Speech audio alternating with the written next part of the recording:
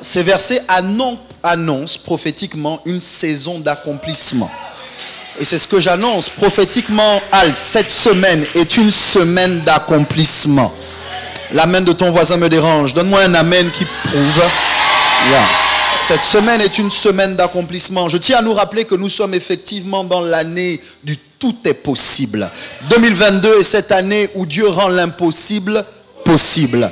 Nous devons donc vivre le reste de cette année avec des attentes, avec une très grande expectative, avec foi. Je vous encourage d'abord à aller réécouter le message de notre Père l'évêque général qu'il a donné le samedi 1er janvier 2022, si je ne m'abuse. Ça se trouve sur notre page YouTube, CRN Église Centrale. Le message est intitulé « Mystère caché, : écrire la prophétie ». Mystère caché, : écrire la prophétie. C'est ce message-là qui a donné le ton prophétique à notre année 2022 en ce qui concerne les ministères CRN. Notre Père a indiqué, selon le texte d'Habakkuk, écrit la prophétie, écrit le futur. Et l'un des problèmes que nous avons, c'est que nous sommes plus des historiens que des prophètes. Ouais, nous sommes capables d'écrire l'histoire, mais nous avons du mal à écrire le futur. Mais la Bible dit écrit la prophétie, en d'autres termes, écrit le futur, écrit le futur. La prophétie, la prophétie, lorsqu'on parle de la prophétie, une autre version dit la vision. D'autres versions disent, écris la vision, grave-la sur des tables, afin que celui qui la lit puisse courir avec. Écoutez-moi. L'écriture facilite le fait de prendre de la vitesse. Quand la chose n'est pas écrite, c'est qu'elle n'est pas assez claire pour qu'on puisse courir avec. Je vais dire ça différemment. Quand un projet, une vision, une prophétie reste dans votre tête, vous faites deux choses, vous empêchez deux choses. La première, vous empêchez qu'on la lise. Parce que si ce n'est pas écrit, ça ne peut pas être lu. La deuxième, c'est que vous empêchez à quelqu'un de courir. Parce que la Bible dit que celui qui la lit puisse courir avec. Dites, pousse et je pousse. La prophétie doit être écrite pour toi d'abord.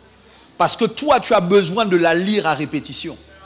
Tu as besoin de la voir devant tes yeux pour la voir et la revoir constamment. Mais la vérité, c'est que la prophétie ne doit pas être écrite que pour toi.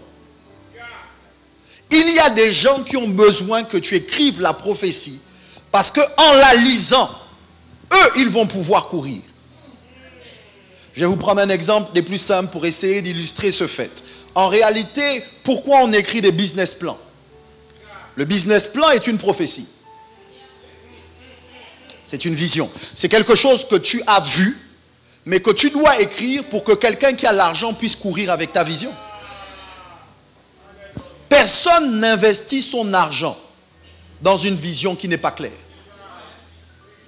On n'investit pas l'argent sur les pensées que tu as dans la tête. Il faut écrire, parce que l'écriture t'oblige à clarifier, à spécifier, à rendre claire la vision. Bouscule quelqu'un à côté de toi, dis-lui écris. C'est le mauvais voisin, il ne te parle pas. Cherche un autre voisin, dis-lui écris. Okay. La prophétie, la vision. La prophétie égale la vision. Pasteur Nadine, la prophétie égale la vision. Ça veut dire qu'à chaque fois qu'il y a une prophétie, à l'intérieur de la prophétie, il y a une vision. À l'intérieur de la prophétie, il y a une vision. Mais c'est vrai dans l'autre sens. À chaque fois qu'il y a une vision, dans cette vision, il y a une prophétie. Donc même si tu penses que tu n'as reçu aucune prophétie, si tu as une vision, c'est que tu as une prophétie. Oh. La Bible dit, dans les derniers jours, dit Dieu, je répandrai de mon esprit sur toute chair. Vos fils et vos filles, arrêtez ça, prophétiseront. Vos jeunes gens auront des... Vos vieillards auront des... Ça veut dire que la vision, la prophétie rajeunit. Tu ne peux pas avoir une vision et être vieux. Tu ne peux pas avoir une vision et rester vieux. Quand tu as une vision, ça te donne de la force, ça te donne des ailes.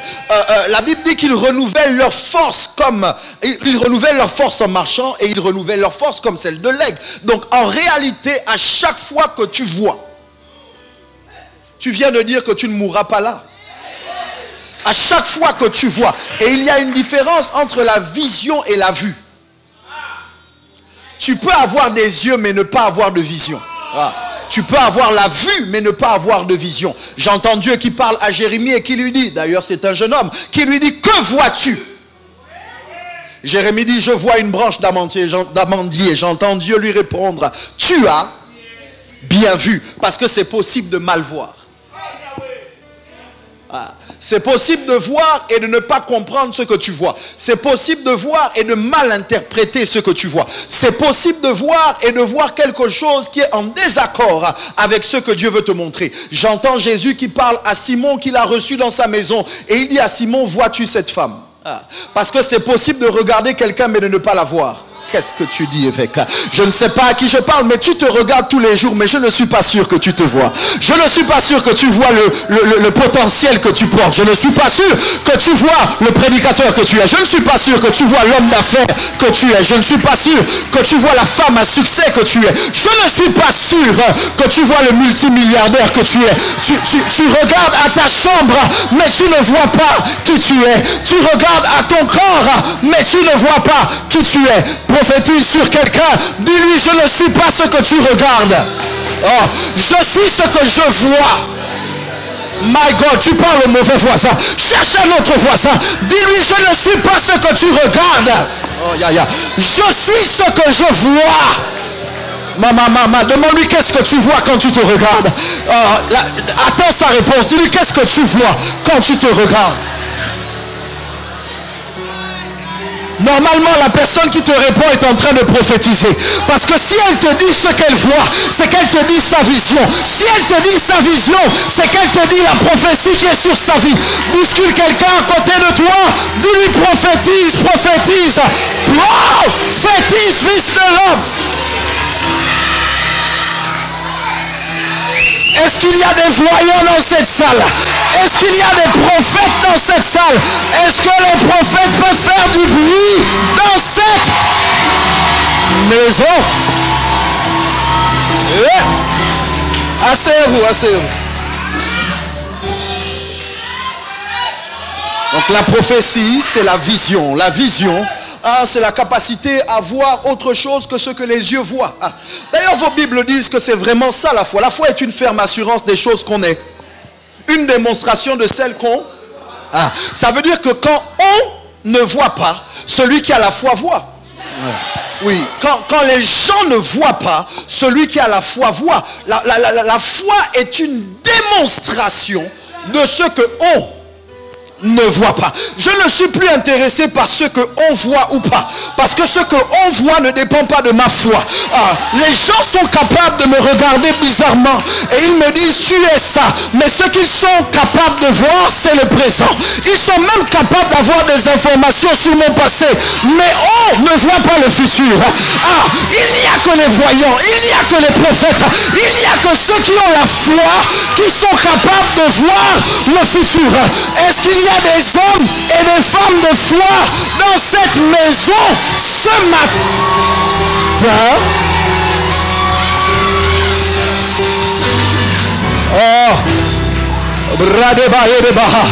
Je sens qu'il y a quelqu'un qui veut que je prêche. Je sens qu'il y a quelqu'un qui veut que je prophétise. Je prophétise que cette semaine est la semaine de la voyance. Cette semaine est la semaine de la vision. Cette semaine est la semaine de la prophétie. Celui qui me donne un amen reçoit une bénédiction. My God.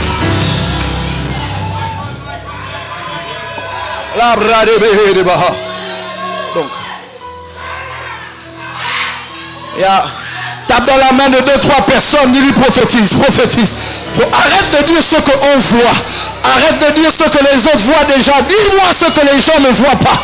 Dis-moi ce que ta mère n'a pas vu. Dis-moi ce que ton père n'a pas vu. Dis-moi ce que ton ex n'a pas vu. Dis-moi ce que la banque n'a pas vu. Dis-moi ce que ton patron n'a pas vu.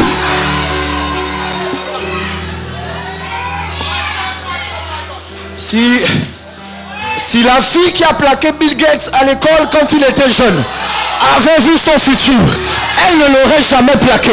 Je suis en train de prophétiser sur la vie de quelqu'un.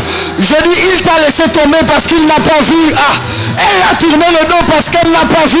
Mais j'annonce qu'il y a des gens que Dieu va, à qui Dieu va ouvrir les yeux. Et parce qu'ils vont voir qui tu es, ils vont dire, est-ce que je peux marcher avec toi? Est-ce que je peux m'associer à toi? Est-ce que...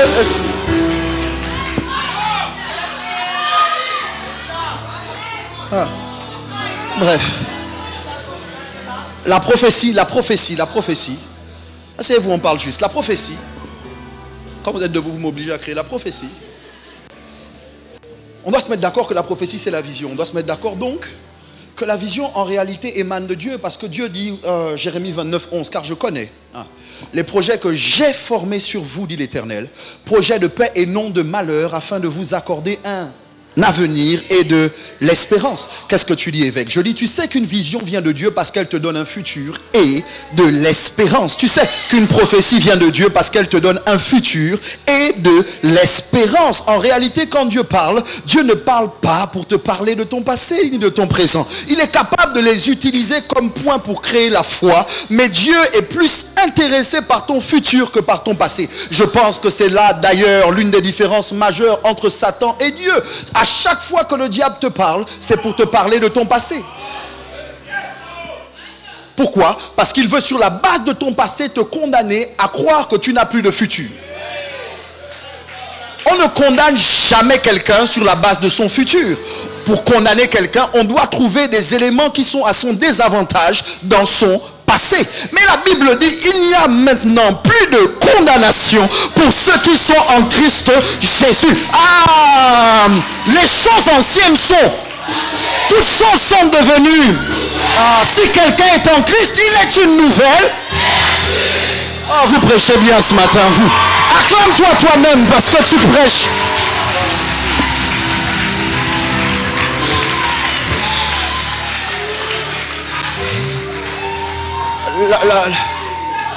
La prophétie donc, c'est Dieu qui parle. La prophétie, c'est Dieu qui parle. Et c'est ça, je pense, l'un des problèmes avec ceux qui ne croient pas à la prophétie. Il y a des gens qui, malheureusement, ne croient pas que Dieu parle. Ah, voyez-vous, je suis convaincu que si la création parle, c'est que le Créateur parle. Oh. Je suis convaincu qu'il y a un Dieu qui a fait la bouche. Il y a un Dieu qui a donné la capacité à un être humain de parler. Je vais vous choquer, les êtres humains ne sont pas les seuls à parler. D'ailleurs, le poisson parle. Les dauphins parlent, les animaux parlent. Vous ne me croyez pas, la végétation parle. La Bible dit que tout ce qui respire, tout ce qui respire est capable d'offrir la louange. Donc même s'il ne parle pas ton langage, il parle. Mais si la création parle, c'est que le Créateur parle. Mais si Dieu parle, est-ce que c'est pour ça qu'il a une bouche? Non, parce que nous avons un Dieu qui a une bouche, qui n'a pas de bouche, mais qui parle. Les hommes bâtissent des idoles qui ont des bouches, mais qui sont muettes. Je préfère un Dieu qui n'a pas de bouche, mais qui parle, plutôt qu'un Dieu qui a une bouche, mais qui ne parle pas. Je dis, le bois parle, mais Dieu parle au-dessus de la voix du bois. Je crois que si quelqu'un est capable de faire une statuette de bois pour dire ça c'est mon Dieu, cette statuette ne lui parlera pas, mais mon Dieu qui est invisible est capable de me dire, Michel, demain à la même heure tu vas rencontrer X et je le rencontrerai. D'ailleurs Job 33, 14, mettons le verset sur l'écran, parce que j'essaie de tenir le temps, j'essaie de rester dans le temps. Job 33, 14. Lisons ensemble. 1, 2, 3.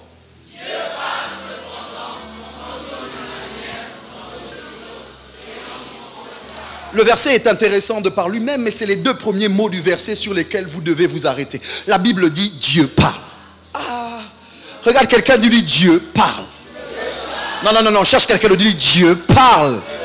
Cherche quelqu'un d'autre, dis-lui Dieu parle. My God, c'est la bonne nouvelle. Écoutez, la bonne nouvelle, c'est que si les hommes parlent, Dieu parle. Si le banquier est capable de parler, Dieu parle. parle. D'ailleurs, l'apôtre Paul dit que lorsque Dieu et les hommes parlent et que leur discours est en inadéquation, qu'ils ne sont pas d'accord, la Bible dit que Dieu soit reconnu pour vrai et tout homme pour menteur. Ça veut dire que quand Dieu parle, même si ce que Dieu dit est en contradiction avec ce que les hommes disent, ce que Dieu dit va s'accomplir. Tu m'as pas entendu, mais c'est pas grave. Il y a quelqu'un qui a fait un chant et qui a dit ils ont parlé, mais mon Dieu n'a pas encore parlé. Pourquoi? Parce que je sais que mon Rédempteur vit et il se lèvera. Qu'est-ce que tu dis, évêque? Je dis, quand tu sais quel est le pouvoir de ta parole, tu ne parles pas en premier. Pourquoi? Parce que tu veux laisser ceux qui pensent être capables de dire et de faire le soin de parler. Donc Dieu a laissé au docteur de parler. Dieu a laissé au banquier de parler. Dieu a laissé à la maladie de parler. Mais Dieu attend parce que son tour de parole arrive. Je dis non, tu ne m'as pas entendu. Je dis après le verdict médical, après le verdict financier, après ce que ton corps dit, attention, attention, annonce, annonce, Dieu est sur le point de parler. Et quand Dieu parle, tout le monde doit fléchir le genou. Quand Dieu parle, la maladie doit s'abaisser. Quand Dieu parle, les problèmes doivent s'abaisser. Bouscule quelqu'un, dis-lui, Dieu parle.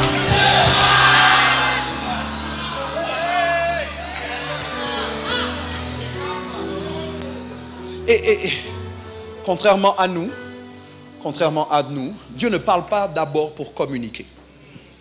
Quand vous parlez, quand nous parlons pour transmettre, communiquer des émotions et des pensées.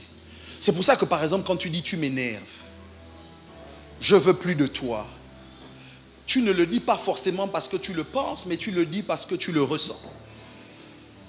Ça va être bien. C'est pour ça que parfois vous dites ma parole a des pensées, mais pensées. Je ne pensais pas ce que j'ai dit, mais en réalité tes émotions t'ont poussé à. Et quand toi tu parles, parfois tu parles et tu communiques de la tristesse, de la peur, de la douleur. Mais quand Dieu parle, il ne parle pas d'abord pour communiquer. Dieu parle d'abord pour créer. Ça veut dire que la prophétie ne vient pas d'abord comme un moyen de te faire connaître la pensée de Dieu à ton sujet. La prophétie vient d'abord pour créer autre chose que ce que tu es, pour que ce que la prophétie dit puisse s'accomplir.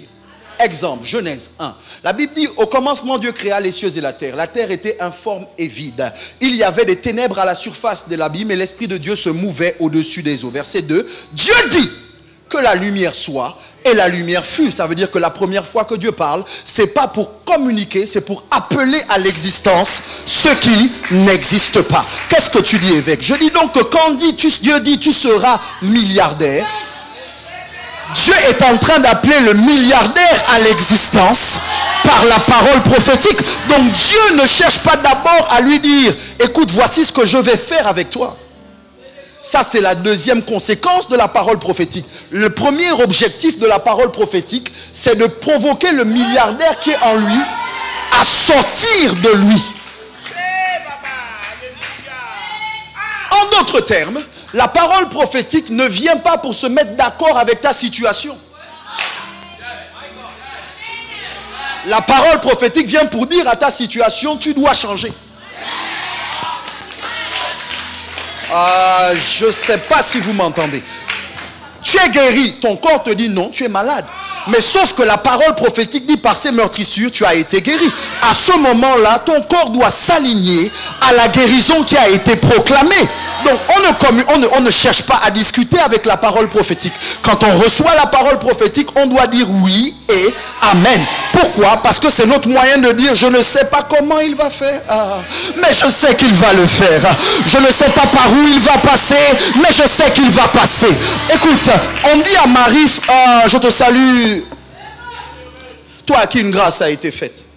Tu seras enceinte. Tu es vierge, c'est vrai, mais tu seras enceinte. Et on ne lui dit même pas, on ne perd même pas le temps à lui dire comment elle sera enceinte. On lui parle de son bébé.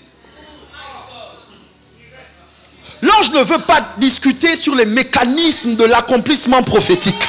Lui, ce qui l'intéresse, c'est que tu comprennes que ton enfant sera beau, ton enfant sera grand, ton enfant sera le fils du Dieu très haut. C'est pour ça que la vision que Dieu te donne ne te parle pas du chemin, elle te parle de la destination.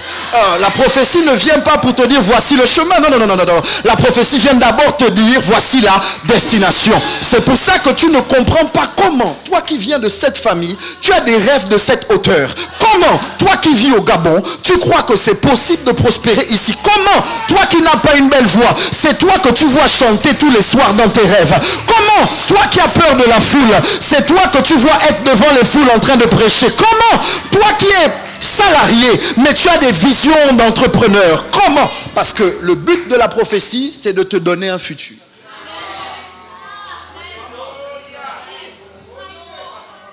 Donc, dites Dieu parle. Maintenant, Dieu parle. Dites bien Dieu parle. Comment, dites-le avec foi. Dieu parle. Ça m'intéresse. Parce que quand plus personne ne veut me parler, Dieu parle. Et si j'ai déjà eu le mot des hommes, attendez, même si vous ne croyez plus en moi, j'ai un Dieu qui est capable. Écoutez, j'ai dit au premier culte que normalement, le passé est capable de nous donner une indication sur le futur. C'est pour ça que quand vous regardez quelqu'un prendre un chemin comme ça, la suite logique, c'est que la personne arrive là. Mais Dieu parle. Pendant que la personne est en train de marcher là, et qu'elle va dans cette direction, son passé indique qu'elle ira là. Dieu dit, tu seras ici. La parole prophétique ne vient donc pas pour vous donner un nouveau passé. La parole prophétique vient pour vous donner un nouveau futur. Et pendant que tu es en train de marcher, mais que tu reçois la parole prophétique, tu peux être téléporté d'ici à ici, simplement parce que Dieu a parlé. C'est comme ça qu'un pauvre devient riche. Parce que les pauvres ne deviennent pas riches. Les pauvres restent pauvres, sauf quand Dieu leur parle. Les malades ne guérissent pas, sauf quand Dieu leur parle. Oh, on ne guérit pas de certaines maladies, sauf quand Dieu parle. Un meurtrier ne devient pas un apôtre, sauf quand Dieu parle. Quand quelqu'un essaie de te dire c'est toi qui as grandi dans ce quartier-là, c'est toi qui sortais avec X et Y, la personne te parle de ton passé, dis-lui oui mais c'était vrai, mais Dieu a parlé. J'ai entendu la voix de Dieu. Comment tu as fait pour devenir la personne que tu es devenue? C'est la parole prophétique. Comment tu as fait pour toi? Comment tu t'es retrouvé là-bas alors qu'on était tous sur le même chemin? Est-ce que Dieu m'a parlé? Non, je veux courir parce que la parole prophétique parle à Jonas. Jonas entend, et je vais vous dire ce que je n'ai pas dit au premier culte parce que je vous aime bien. Jonas entend, Jonas 3.1, Jonas 3.1 dit, l'Éternel adressait une seconde fois la parole à Jonas. L'Éternel adressait à Jonas la parole une seconde fois. S'il y a une seconde fois, c'est qu'il y a une première fois. Je me suis demandé à quel moment est-ce que Dieu avait parlé pour la première fois. Jonas 1, la Bible dit du verset 1 au verset 4 que Dieu va parler à Jonas et va dire lève-toi, va à Ninive, la grande ville. Écoutez, c'est important, pourquoi? Parce que la première fois que Dieu ne parle pas parce que Jonas le mérite ou parce que Jonas l'a cherché. La première fois que Dieu parle unilatéralement, souverainement. Il fait le choix de parler. C'est ce que Genèse dit. Dieu a parlé, ce n'était pas parce que quelqu'un l'a provoqué. Dieu a fait le choix de... Maintenant, je vais vous choquer, ça va déranger le diable. Ce n'est pas grave. Il faut qu'il sache qu'en réalité, si vous êtes là, vous ne pouvez pas être en vie sur la terre des vivants si Dieu n'a pas... Je vais vous choquer. Attendez. Jean, la Bible dit ceci. Au commencement, la parole était avec Dieu, la parole était Dieu. Tout ce qui a été fait par elle. Rien de ce qui a été fait n'a été fait sans elle. En elle était la vie était la lumière des hommes. Plus tard, on vous dit que la parole a été faite. Elle a habité parmi nous les hommes pleins de grâce et de vérité. Ok, la parole a été faite chair. Écoutez-moi, ça veut dire que Jésus est une parole habillée. Habillée de la chair. La parole a été faite La chair est le vêtement que porte la parole quand elle doit marcher au milieu des hommes. La parole qu'est Jésus a été faite chair pour pouvoir marcher sur la terre des vivants. Donc la chair est le véhicule que Dieu donne à la parole. Lorsqu'il veut que la parole accomplisse quelque chose, tu n'as agréé ni sacrifice ni holocauste, mais tu m'as formé un corps. Voici, je viens pour faire ta... Donc pour faire la volonté de Dieu, il faut un corps. Pour avoir le corps, il faut que Dieu parle. Ok. Maintenant, et regarde bien, regarde ton voisin. Est-ce qu'il a un corps? Si ton voisin a un corps, c'est qu'il est aussi une parole habillée. Oh, ça va être bien ce matin. En réalité, tu n'es pas la rencontre entre un spermatozoïde et un ovule. Tu es la rencontre entre la parole de... entre la parole de Dieu et la volonté de Dieu. Ça veut dire que tu n'es pas là parce que tes parents t'ont voulu. Tu es là parce que Dieu a une volonté que toi seul peux réaliser sur la terre. Tu es là parce que Dieu a une volonté que toi seul peux accomplir dans ta famille. Bouscule quelqu'un, dis-lui, je ne suis pas là par hasard. Je ne suis pas là par accident. Je suis là parce que Dieu me veut sur la terre. Où sont les paroles faites chair dans la maison? Où sont les paroles habillées de chair? Où sont les paroles?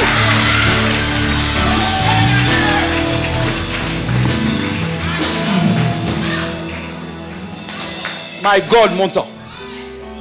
Ah, mon temps. Donc, asseyez-vous, quand Dieu parle, les choses changent. Amen. Quand Dieu parle, donc, Dieu parle pour que les choses changent.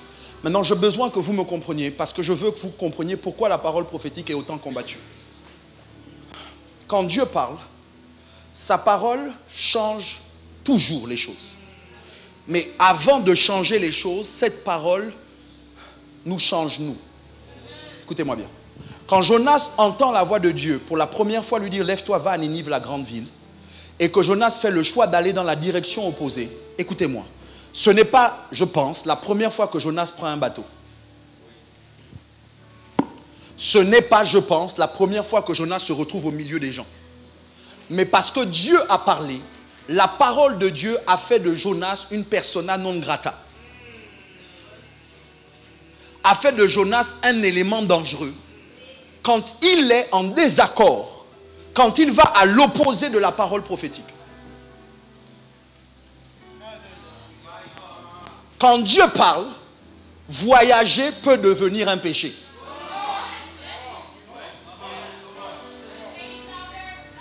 Dieu dit, va à Ninive. Jonas paye le transport pour aller à Tarsis. À cause du fait qu'il est à l'opposé de l'endroit où sa raison d'être, la raison pour laquelle il a une parole habillée, la raison pour laquelle Dieu l'a créé, parce qu'il est à l'opposé de là où Dieu l'attend, Jonas met en danger tous ceux qui naviguent avec lui.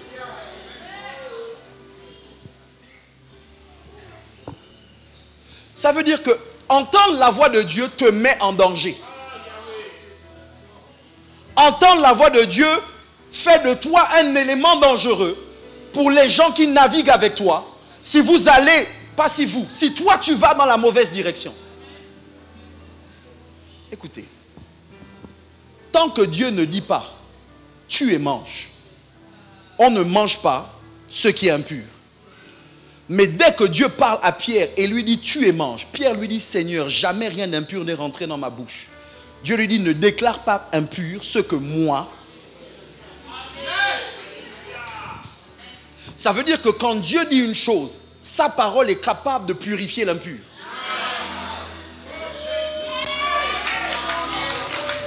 Vous ne me croyez pas? Demandez aux lépreux à qui Jésus adresse la parole. Allez vous présenter aux sacrificateurs. Alors qu'ils vont dans la direction de la parole, ils sont guéris. La lèpre ne tient pas quand tu marches sur le chemin de l'accomplissement prophétique. Je vais vous montrer quelque chose. Il ne faut pas dire à Dieu que je vous dis tout ça parce que après il me demande pourquoi je vous raconte ces choses et tout. Jean 10, 35. Que Dieu m'aide.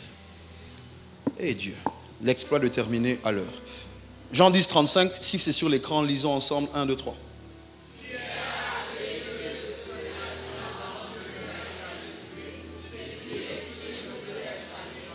Ok.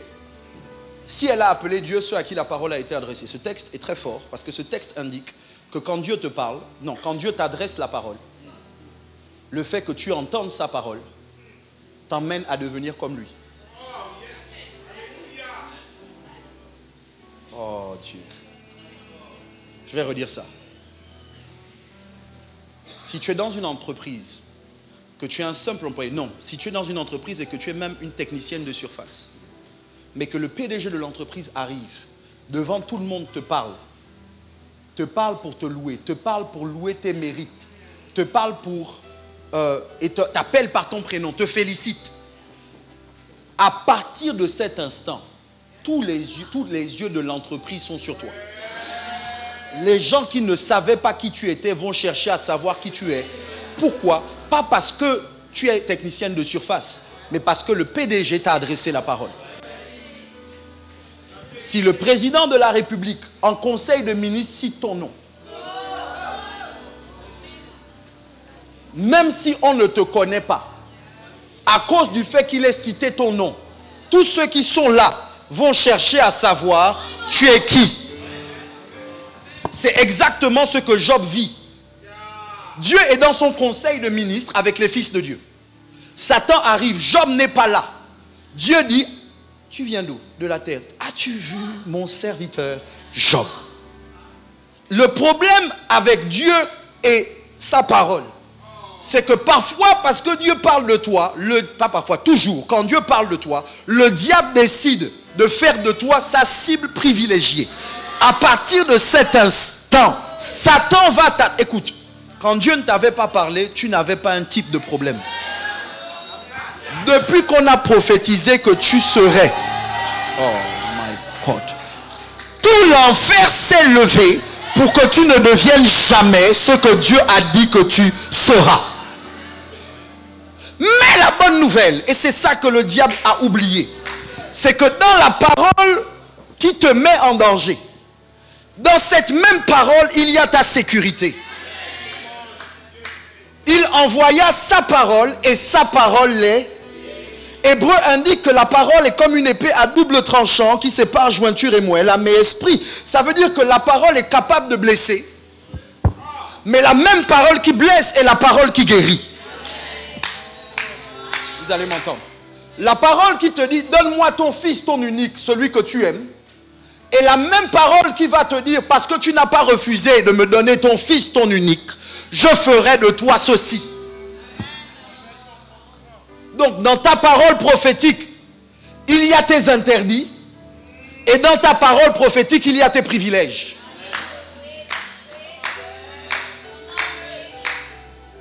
Je pousse. Si Dieu parle, ma mère, si Dieu parle, j'ai découvert quelque chose de compliqué, c'est que Dieu se tait. S'il est vrai que Dieu parle, il est vrai aussi que Dieu se tait. En Jonas 3, le premier verset, et Jonas 1er, le premier verset, il y a un chapitre en entier où Dieu ne va plus parler. Dieu parle aux enfants d'Israël et dit, vous serez esclaves pendant 430 ans, 400 ans en Égypte. Pendant les 430 années, jusqu'au moment où il parle à Moïse, Dieu est silencieux.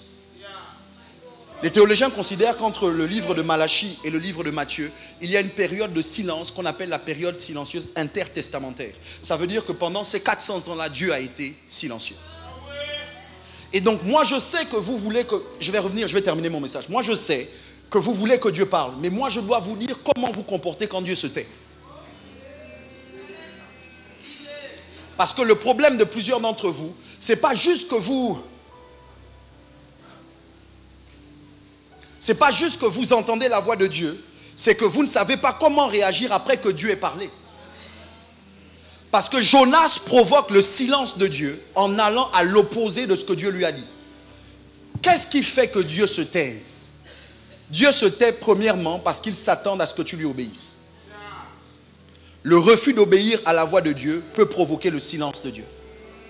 Deuxièmement, l'autre raison pour laquelle Dieu se tait, c'est parce qu'il t'a déjà parlé que tu es sur le chemin de l'accomplissement, mais que Dieu veut maintenant que tu fasses preuve de foi. Jonas n'est pas les disciples. Les disciples ne sont pas Jonas. Quand ils sont dans la barque avec Jésus et que Jésus dort et qu'il est silencieux, Jésus n'est pas silencieux parce qu'ils ont pris la mauvaise direction. Il est silencieux parce qu'ils sont sur le bon chemin. Mais il veut maintenant tester leur foi.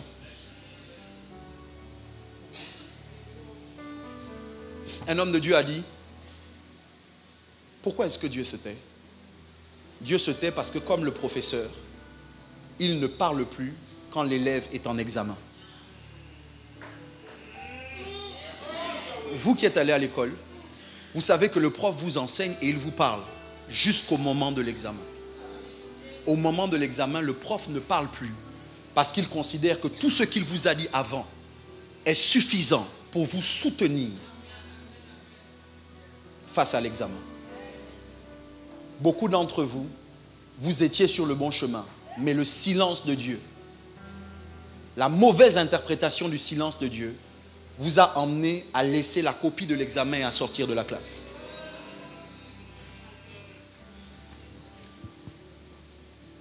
Dieu se tait parce qu'il veut que tu lui fasses confiance. Dieu se tait parce qu'il veut que tu obéisses à ce qu'il t'a déjà dit. Je ne l'ai pas dit. Je tiens à respecter mon heure, mince. Je ne l'ai pas dit au premier culte.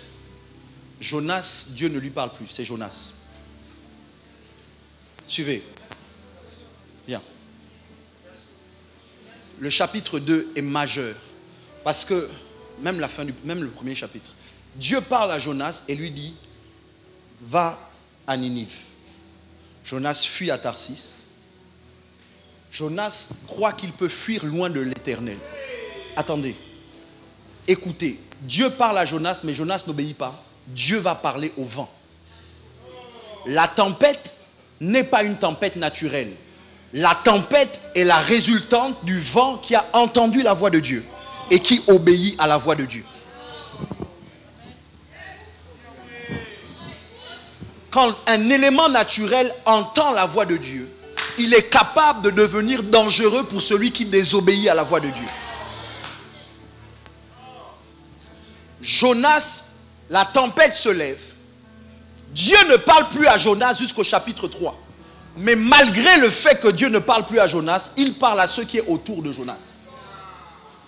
Il va parler au vent. Le vent va provoquer la tempête. On va jeter Jonas par-dessus bord. Le chapitre 2 dit, Dieu va parler aux poissons. Pourquoi? Parce que Dieu veille sur ceux à qui il a donné une parole.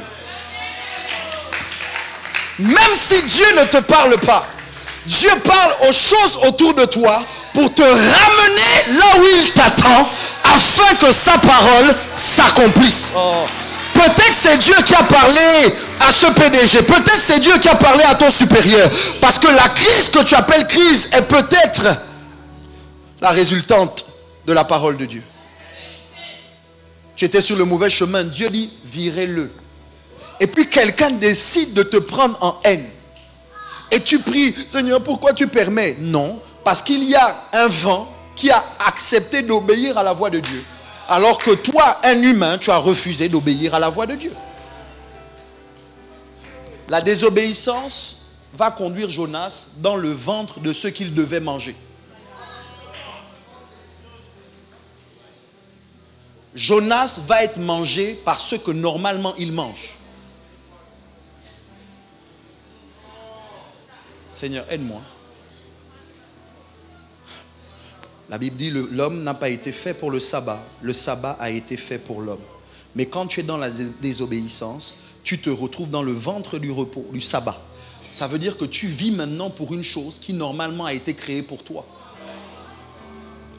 Quand ta priorité c'est l'argent, tu es dans le ventre de l'argent.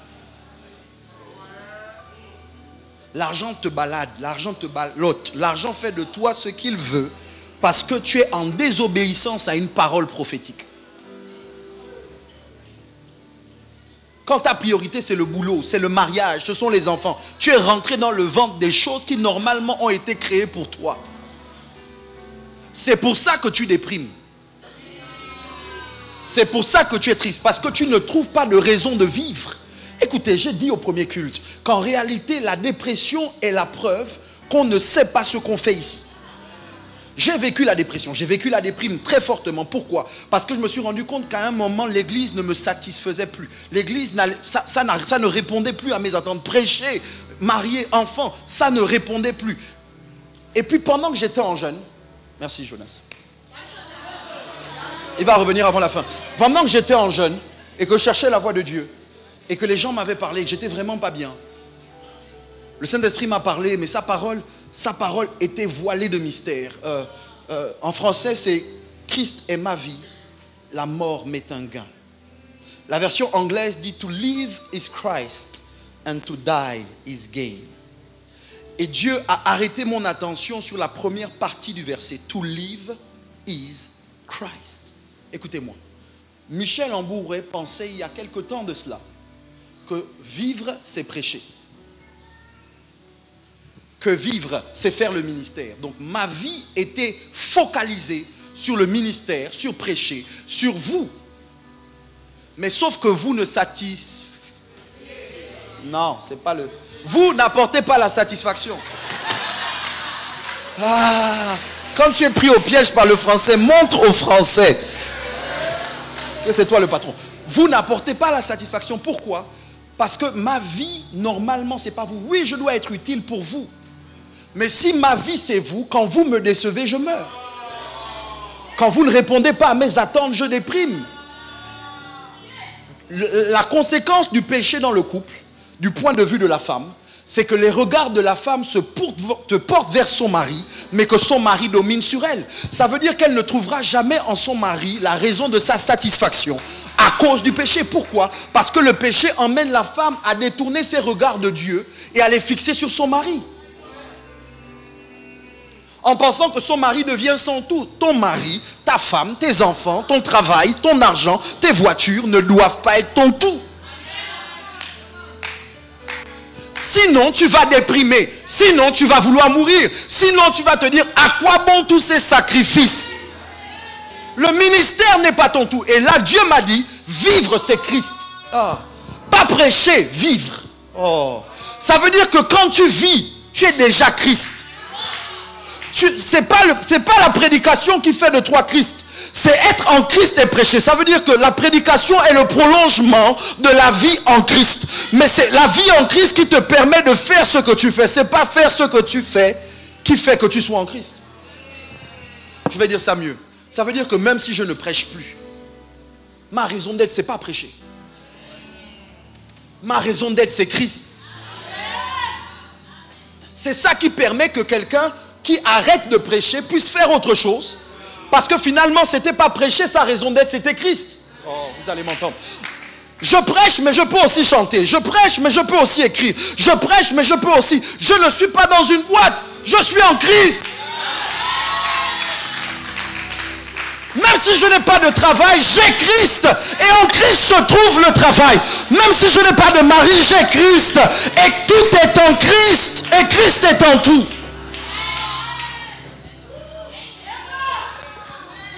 Bouscule quelqu'un à côté de toi, lui sors de là, sors de là. Rentre en Christ. Si quelqu'un est en Christ, pas en l'église, pas en la prédication, pas dans le chant, pas dans le mariage, mais si quelqu'un est en Christ, il est une nouvelle créature. Les choses anciennes sont passées, toutes choses sont devenues nouvelles. Je dois atterrir parce que la dernière fois que Dieu parle, Dieu reparle et c'est ça que je voulais vous dire. Je risque de couper le message, contrairement au premier culte. Je ne pourrais pas vous donner, mais Dieu parle à Jonas une fois, Jonas prend la direction opposée, il est dans le bateau. Vos Bibles disent en Jonas 3:1 que Dieu va reparler à Jonas une deuxième fois. Mais Dieu ne reparle pas à Jonas dans la mer, sur la mer. Non, non, non, non, non. Vous lirez vos Bibles, vous vous rendrez compte que Dieu a attendu que Jonas soit craché sur la terre ferme. C'est quand les pieds de Jonas touchent le sol que Dieu recommande. Pourquoi? Parce que la parole prophétique a un GPS.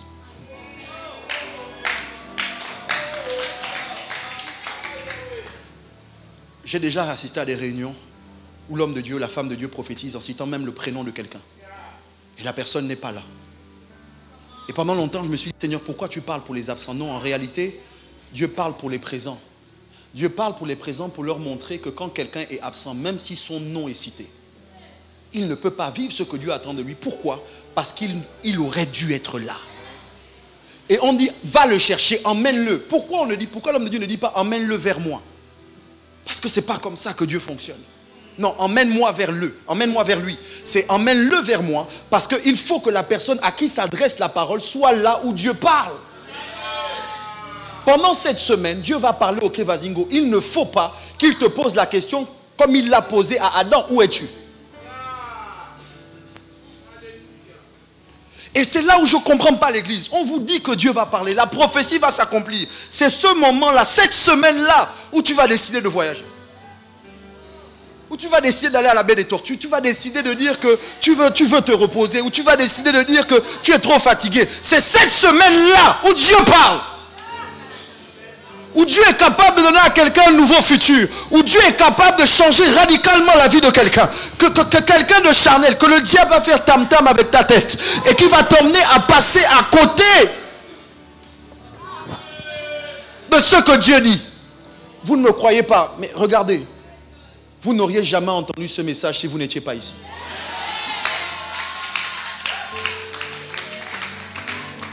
Il y a des choses que Dieu ne dit pas dans le secret de la chambre. Il y a des choses que Dieu ne dit pas au marché. Il y a des choses que Dieu ne dit que dans sa présence. Quand tu es là où l'église se réunit, là où les gens sont, là où Dieu s'est fixé rendez-vous. Cette semaine, c'est le rendez-vous divin. Le bonus. C'est fini, mon temps est fini, j'ai débordé. Je me suis demandé qu'est-ce qui a fait que Dieu parle à nouveau. Parce que Dieu est le Dieu d'une autre chance. Pas juste d'une seconde chance, d'une autre chance. Et cette semaine, Dieu va reparler à quelqu'un. Quelqu'un va recommencer à entendre la voix de Dieu. Quelqu'un va entendre la parole prophétique. Cette semaine, dès demain au concert, dans sa présence. Toute cette semaine est placée sous le sceau divin d'une seconde fois. Dieu va parler encore une fois. Mais comment provoquer la voix de Dieu? Je vais vous donner un secret que Jonas m'a donné. Comment faire pour refaire parler Dieu quand il est silencieux? Comment faire au milieu de la situation difficile, alors que Jonas est dans le ventre du poisson? Dieu ne lui parle plus. Mais Jonas sait que lui, il peut encore lui parler. Pour provoquer la voix de Dieu, il faut d'abord croire que même si Dieu ne te parle plus, même s'il a fermé sa bouche, il n'a pas fermé ses oreilles. Et donc même si tu ne me parles plus, tu vas m'entendre. Il faut savoir quoi dire à Dieu quand il est silencieux. Quand tu es dans le ventre du poisson, il faut savoir quoi lui dire. Et je termine. Jonas 2, 22. C'est 3 versets si je ne m'abuse. Je dois vous montrer. Jonas 2, 22. Lebre dalo sibra deha. Chapitre 2, les derniers versets. Mettez les 3 derniers versets. Si ce n'est pas 22, c'est 10. Ok, on lit à partir de là. Quand mon âme était abattue au-dedans de moi, je me suis souvenu de l'Éternel. Et ma prière est parvenue jusqu'à toi dans ton saint temple. Il est dans le ventre du poisson quand il prie. 9. Ceux qui s'attachent à de vaines idoles éloignent de la miséricorde. 10. Écoutez. Pour moi, je t'offrirai des sacrifices avec un cri d'action de grâce. J'accomplirai les vœux que j'ai faits. Le salut vient de l'Éternel. Maintenant, mets le verset 11. S'il y a un verset 11, sinon le chapitre 3, verset 1er. Verset 11, suivez. Lisez ensemble. Lisez 1, 2, 3.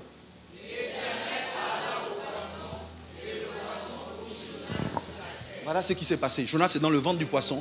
Dans le ventre du poisson, Jonas dit à Dieu: ceux qui se tournent vers les idoles perdent la miséricorde. Moi, dans le ventre du poisson. Vous imaginez, vous êtes dans le ventre d'un poisson. Non seulement il n'y a pas de lumière, mais il y a l'acide. Vous êtes dans l'intestin, dans le ventre du poisson. Il y a l'acide. Donc certainement, Jonas souffre. Il y a la chaleur. Dans l'inconfort le plus total, Jonas dit à Dieu: il ne dit pas à Dieu, sors-moi de là. Ce n'est pas le genre de prière que vous devez faire. Ne dites pas à Dieu ce qu'il doit faire. Dites-lui ce que vous allez faire.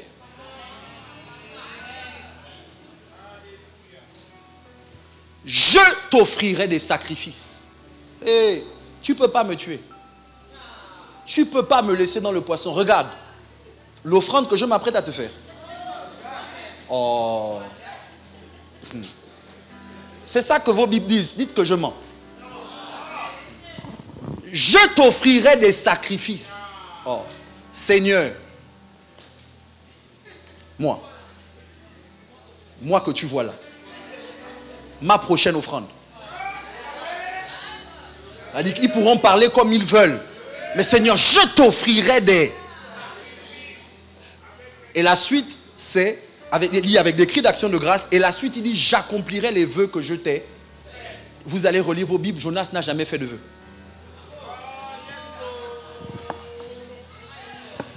Vous relirez vos Bibles. Jonas n'a pas fait de vœux. Mais c'est que Jonas comprend bien que la parole prophétique est un vœu sur lui.